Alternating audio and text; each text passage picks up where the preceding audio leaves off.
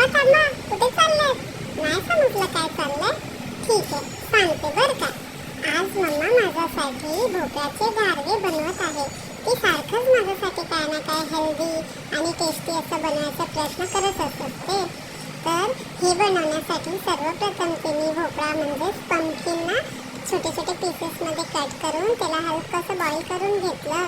मग ते आणि गूळ टाकून त्याचा असं मस्त मिक्सर तयार करून त्यात तांदळाचं पीठ, गव्हाचं पीठ, थोडीशी हळद आणि मीठ टाकून मस्त असं डो तयार केला. मग त्याचे छोटे छोटे पुऱ्या केले आणि मग लाटून लाटून असे मोठे मोठे पुऱ्या केले आणि कढईमध्ये तेल तापवायला ठेवलं आणि मग असं मस्त पुरी फ्राय करून घेतलं. हे फ्राय होताना ना मस्त सुगंध सुटत होता. मला तर एकदम तोंडातनं पाणीच सुटत होतं. मम्मा लवकर लवकर कर आणि मला दे ना. तुम्ही पण नक्की ट्राय करून बघा, तुम्हाला खूप आवडेल.